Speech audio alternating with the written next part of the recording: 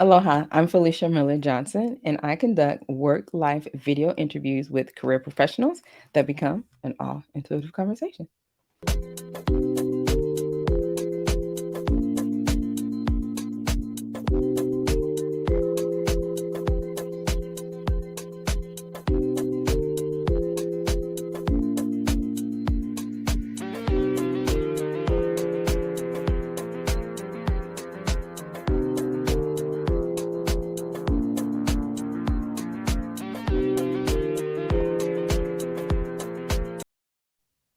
Aloha, welcome to another episode of All Intuitive Conversation. I have the pleasure of connecting with Eddie Campa. He and I have not talked before, so this will be the first time I am getting to know him. So let's bring him to the screen. Aloha, Eddie. Aloha. Awesome. Thank you for having me on. Yes, I'm glad to connect with you today. So, where are you joining us from? So I'm going to apologize first for the sound of my voice and the coughing in between, but I'm in El Paso, Texas, and we have great allergy season going on here. Um, Mm, so it's been a little rough the last couple of days, and today's heat is at 90 degrees, so it's nice and warm. nice and warm. Okay, so tell me, because I used to be stationed at Fort Hood. How far is Mhm. that from? I'm not sure where it is, how far it is. It is a distance. Fort Hood was in So is in San, Austin. So it it's it was Austin. about, Okay. yeah. So it was Six about. hours, 5 hours, Okay. 5 hour Okay. So drive. yeah. So I Mhm. am totally familiar with the whole Yes. allergy seasons and all of that. So tell me, are you from? Yeah, Texas? born and raised here in El Paso, Texas, in the United States. Third generation United States citizen. Mhm, Parents were born and raised here in the States. My great grandparents came from Spain and Mexico. mhm, And El Paso, for those of you who don't know, we border Ciudad Juarez, Mexico. We're a border city. We're the largest border metroplex next to San Diego. mhm, Um, so yeah, it's a pretty diverse environment, and it's a mm. fun place to be. And when it used to be a lot safer, it was fun to just drive over the bridge and get some of that great authentic Mexican food. It's a little dangerous now, but yeah, we still take that risk every once in a while. Gotcha. Okay. So growing up there, loving that was interesting. That last thing that you kind of came out with, because what came out right up top was hostilities. Oh my God, there you go. I'm like, okay, that's a new one. Yeah. Um, to kind of come out with that. So you use the word fun. What do you do for fun? Well, if you ask my family and everybody that knows me, they say I work for fun, but that's Mhm. not true. I do find some guilty pleasures, and one of them is one of those guilty pleasures is eating out. As you can tell, I love to eat. Mm. I love to work out. I'm a big foodie. I like to work out, and the reason I work out is not because it's good for my health. It just So doesn't you can eat? so I can eat. Yeah, Yeah. that way I can eat whatever I want. Right. And really, I like going to the movies, but of course, COVID kind of killed that. So just spending time with the family, entertaining here at the house, spending time at the pool, at our Mm. pool, and being with the Yeah. family. Love that. Okay, so what's your favorite movie? My favorite movie of all time, Rocky, the underdog story, Rocky 1 and 2. Rocky. Okay, so what is it about Rocky 1 and 2 that makes it your all-time favorite movie? You know, uh, I guess I kind of correlate myself to it, not in that same manner, but I've always been the underdog in my family. Born Mm, and raised to a single parent. My mom dropped out of school in the seventh grade to help my grandmother raise her brothers and sisters and siblings and stuff. mm, So I was always kind of viewed as the dark horse, the one that wasn't supposed to succeed in life because I didn't come from your traditional family, you know, three mom, dad, brother, sister, whatever. My right. mom usually worked 2, 3 jobs to keep a roof over our head. So I was kind of a latchkey kid, learned English as a second language. I was really raised by my grandmother, wrong side of the tracks. I had an uncle who once said, well, as long as Eddie doesn't end up in prison, and maybe if we can hope Mm, that we can hope that he's becomes the manager at McDonald's or something. That would be great. And I'm like, wow, thanks for the support, man. mm, uh, so mhm, So I don't know. I guess I kind of became a little overachiever because of all that, and just been knocked down once or twice. Didn't have a lot of people that believed in me, and you know, now I'm a successful business owner. Had a successful 27-year career in law enforcement. About to graduate with a PhD. Have a house, married, children, little bit Yes. of money in the bank. So it was kind of like that success story. And in between there, lost it all and regained it all. So that's kind of the whole Rocky saga. Okay, because look, so my initial thought was like, okay, now like I said, it's still representative of you. Like you had to fight all of these different things just kind of going on in your life. Now, I will say at first, this kind of put me in the vibe of Conan versus Mm, Rocky, but Rocky, you know, what was it Sylvester Stallone still mhm. kind of had that whole muscular working out, exercise tone thing. So I was like, okay, so making sense. And then what also had already had came out was it talks about the door to romance. But when you talked about the latch key here is with the whole lock and how like there's Mm. no burden there and that it's free. It has opened the doors to something else. And there's this beautiful cage that I think other people had thought they were going to put you in based off of your past history and you're like, nope, I got other ideas with that. So tell me about you said you kind of have things now, but there was a time that you lost it. Tell me a little bit about that part of your Yeah. So growing up, trying to build, a success, become a successful individual. I was married, got married for the first time, and Mhm. that didn't go quite the way I planned it to go. Mhm. And while I was building that success, I married, I guess, the wrong individual, and Mm. lost everything after the divorce. I'm the one who filed, and we kind of lost everything. Lost the house, lost the cars, I even lost the dog. So that's why I really don't like country music, because it reminds me of that part of my life. And you Yes, well, uh, trigger, I'm lost. Like while you're talking about I am lost is what I came out. Uh-huh. ah, Keep going. uh, Yes. so and then just being resilient. The resilient person that I am, I kept moving forward, and Mhm. um, ended up meeting the right woman who I've been married to for the last 20 years, and together we've built somewhat of an empire. Oh, so that's the whole door to romance. Because look, these are your words, right? So it Right, came out, talked right. about the I am lost, but at the Mhm. very bottom it says, "There is a path waiting just for you. Open your heart and mind so you can use it on your journey to fulfillment." And so, like the romance. So it's interesting because you put, the phrase about saying married the wrong person at first and then kind of found your new wife and now you guys been together and working. So what is it about that relationship that you were then like, this is ready, this is the door to romance, this is the key to my life, this connection with her? Well, she found me. Mm, I didn't find her. She found me, and she just completed my world. I guess she was that one. I call her Mama. She's Hispanic, just like I mm, am, and she was caring, nurturing, supportive. mm. She was the only person that has always believed in me. I mean, I could literally tell her that I'm going to turn the sky and paint it green, and she would somehow manage to believe that I could. And Yeah. she's also the one who keeps me grounded. Mm. Financially, I like to splurge and spend money, and she doesn't let me. So, and that's why she's the chief financial officer for our company as well as an executive. So, So she's this one, the good fortune, because the trigger is there's not enough. right, True right, statement. I attract abundance. So she's making sure that abundance stays on point, that it's not absolutely. not empty. So yes, okay. So you found your partner and you guys are working well like together. So tell me about your business.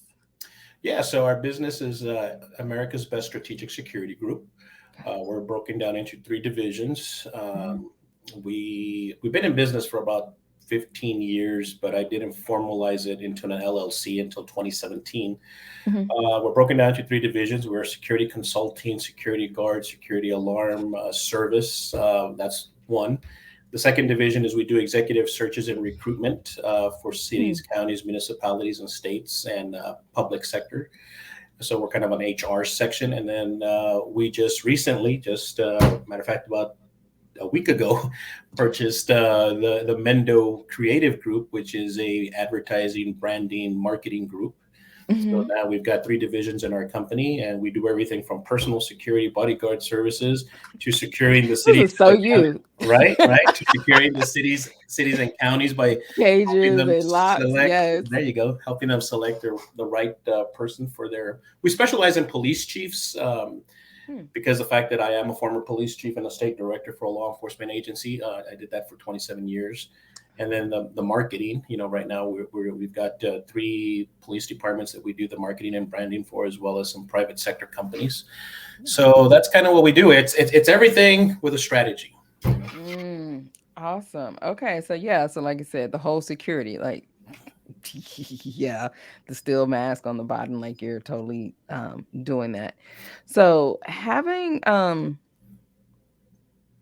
okay, share with me one of your stories being a minority, having been a police chief. Yeah. So my first police That chief, part. my, Hmm. my first police chief job, I was recruited by a mayor, a very progressive mayor and city manager who oversaw the city of Marshall, Texas, which is a very divided, racially East Texas community. Hmm. And I was hired to change the culture, introduce 21st century policing, and bring in procedural justice. Like I said, I was hired on as the very first minority to ever lead that organization. Mm. 96% of the organization was Caucasian. You had one Hispanic, one African American, and one woman. So you could imagine how that kind of. Wow. Yeah. And we were in the east part of Texas, which the Confederacy really controlled back in the days, and slavery was a big issue in that area. Hmm. So along comes this Hispanic guy from a big city sheriff's agency to try to instill cultural diversity and cultural awareness, and bringing words like diversity, inclusion, equity, and equality into the play. Hmm. And it didn't sit very well with the police officers. It sat well with the community. The community loved it by all means. I mean, they were all into it, and they bought into it. But this is why law enforcement is in the pivotal pivot that it is in right now, because there's two things law enforcement officers hate. That's change and the way things are. And Mm. That um, sounds like two opposite ends of the stick. yeah, so um, it was a good time because, like I said, we managed to do a lot of good things. We reduced the crime rate. We introduced the No Colors No Labels initiative. We introduced the Cool Cops ice cream program. Um, created the first internal affairs office, but still the police officers wouldn't buy into it. They didn't want to change the culture. Mm. Unfortunately, the mayor and the city manager that hired me were voted out of office and fired. Uh, So 3 years later, after all the good changes, it was funny though, because in 2017, the year that I left, mhm. I was named the Martin Luther King Humanitarian of the Year by the NAACP in Texas. So that Oh, was really good for all the congratulations. thank you for all the great things that we did. But that's also the year that I left Oh, because the culture the internal culture of the organization refused to change. mm, So okay. yeah, that was my interesting 3 year story. Well, thank you for sharing that. Like I said, that definitely seems to have brought about some challenges. So, based off of what you said, your company now, this new piece, the question I'm going to ask you, because you said you're talking about marketing, right? If you're thinking about somebody that, and you got the hiring, it's kind of new people and staff. What is like a marketing campaign for a person that was like you going into a new position in a town that was like that? Like, how would you market, campaign, promote, encourage that person with the staff that may have looked like how it did? So it would be something like around the lines of turning the page, a new chapter, a new Mm, beginning. um, built Hmm. on resiliency, um, the new and improved city or department or agency, Hmm. something along those lines. Okay, so new page. Next question. Is it the same book? No, once the chapter is closed, you only refer back to it and look back so you don't repeat the same mistakes. So it would be a new book that we would start. Love that. Okay. So, so it came out, new page, new book. So, with the insight that just came out was the sun. What do you look forward to? What is the bright concept idea for the next step for you? And that could be in your relationship, in your just your life, your work life. Peace. I'm looking for peace. When you spent, when I was brought into this world, I was brought into it as a fighter. I guess I've had to fight my entire life, and Mm-hmm. I'm kind of tired. And I can finally, because of the success that we've had, and I should say that if I hadn't gone through everything I've gone through, I wouldn't be where I'm at, to where I can finally see the light at the end of Mm-hmm. the tunnel, where that peace is obtainable now. Yeah. Mm. And describe that piece. So this is what I want. So I've Mm-hmm. got three beautiful children, one from my first marriage who will eventually take over the company. Mm-hmm. My middle child wants to be a neurosurgeon, so he's on the right path there. My daughter wants to be an attorney. I've been trying to talk her out of it. Um, we have too Okay. many. We have way too many attorneys already in this world. And then what I see is finally retiring, moving to a beachfront property in Mexico, and disconnecting from the world, and enjoying a nice cold Dos Equis beer on the beach with my wife, reading a book as we watch the sunset. Oh, that is Uh, nice. and once I obtain that, then I will consider it a full circle success. Mm, love that. So, what is the next step in order to make that happen? Work my butt off for the next 10 years, because this inflation rate is not helping. And one of the hardest things that we're hit with right now as an entrepreneur, small business, is trying to find people that want to work. Nobody wants to work anymore. Everybody Mm, wants to just stay at home. And I know a lot of government assistance has stopped, but I have no idea how some of these people are surviving, not working. mm, mm-hmm. So that's one of the biggest obstacles. But for the next 10 years, I'm going to have to work my butt off to see a couple of zeros added to my bank account and be able to enjoy it. They say that money doesn't buy happiness, but it helps get you to happiness. Yeah. Yeah. It's interesting because with the good fortune, I went back to the good fortune we were talking about with your wife, but at the bottom it says, feel the joy you would have once you have reached your goals here and now. You will achieve your dreams fastest that way. So as Nice. you're thinking, like, because otherwise, you think, like, oh my God, that's like 10 years away. It's like, feel that joy and happiness right now, and that time will go by And it much does. faster. I'm finally doing. I mean, let me rephrase that, because I truly enjoyed my 27 years in law enforcement, Hmm. but I'm truly enjoying what I do now. Everyone's like, "Man, you're in a better mood all the time. Yes. You're just enjoying watching the company grow. Again, when we LLC'd the company, everybody's like, "You're crazy, man. You're gonna fall flat on your face. You should have never left law enforcement." Mm. let me see. At the time, I'm 43 years old, and I still haven't proved you wrong. I'm like, okay, all right, that's. And actually, that's when the point came where I just really don't care what anybody thought about what I did, or I wasn't looking for anybody's approval anymore. It was Hmm. just doing my thing, and it seems to be working. Yeah. Well, it's interesting because, like I said, for the fact that I go back to why was I asked to what do you do for fun? And your initial, comment was, people would think I work, for fun, but I do enjoy all these different things. But it's like it's a, Emmanuel, as I'd say, is encouraging you to where, like, yeah, have your goals, bask in the sun, and just think about the joy that you would have already having that vision of, okay, I'm gonna, sip beer and do those different things that I want to do.